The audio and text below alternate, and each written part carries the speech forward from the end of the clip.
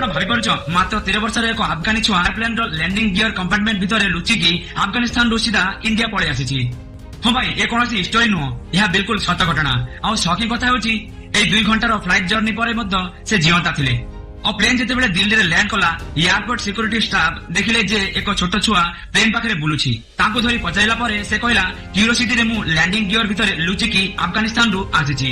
କିନ୍ତୁ ଏହା ଶୁଣିଲେ ଯେତିକି ସହଜ ଲାଗୁଛି, ରିଆଲିଟିରେ ଏତେ ସହଜ ନୁହଁ। ଆକ୍ଚୁଆଲି এই ଛୁଆ କେମିତି ପହଞ୍ଚିଗଲା, ଏହା ଏକ ମେଡିକାଲ ଠାରୁ ବି କମ୍ ନୁହେଁ। କାରଣ ଲ୍ୟାଣ୍ଡିଂ ଗିୟର କମ୍ପାର୍ଟମେଣ୍ଟ ଭିତରେ ଜାଗା ମାତ୍ର ଚକା ପାଇଁ ଥାଏ। ସେଥିରେ ସେ ହୁଇଲରେ କ୍ରଚ୍ ହେଇପାରିଥାନ୍ତେ। ପ୍ଲେନ୍ ଯେତେବେଳେ ହାଇଟ୍ରେ ଉଡେ, ସେଠାରେ ଟେମ୍ପରେଚର 15 ଡିଗ୍ରୀ ସେଲସିୟସ୍ ପର୍ଯ୍ୟନ୍ତ ହୋଇଥାଏ ଏବଂ ଅକ୍ସିଜେନ ପ୍ରାୟ ନଥାଏ। ଅର୍ଥାତ୍ ସେ ଥଣ୍ଡାରେ କିମ୍ବା ଅକ୍ସିଜେନ ଅଭାବରେ ମରି ଯାଇପାରିଥାନ୍ତେ। କିନ୍ତୁ ଆଶ୍ଚର୍ଯ୍ୟର କଥା, କେମିତି ସେ ଏସବୁ ଜିନିଷକୁ ସର୍ଭାଇଭ କରିଗଲେ ଏବଂ ଇଣ୍ଡିଆରେ ପହଞ୍ଚିଲା ପରେ ତାଙ୍କୁ ପଚାରିବା ପରେ ସେଇଦିନ ତାଙ୍କୁ ଆଫଗାନିସ୍ତାନ ପଠାଇ ଦିଆଯାଇଥିଲା। କିନ୍ତୁ ପ୍ରଶ୍ନ ହେଉଛି, ଆଫଗାନିସ୍ତାନର ଏୟାରପୋର୍ଟର ସିକ୍ୟୁରିଟି ଷ୍ଟାଫ୍ ମାନେ ସେତେବେଳେ କଣ କରୁଥିଲେ ଯେ କି ଏକ ଛୋଟ ଛୁଆ ଏତେ ଆସାନୀରେ ଏକ ପ୍ଲେନ୍ ଭିତରେ ଲୁଚି ଇଣ୍ଡିଆ ପଳେଇ ଆସିଲା।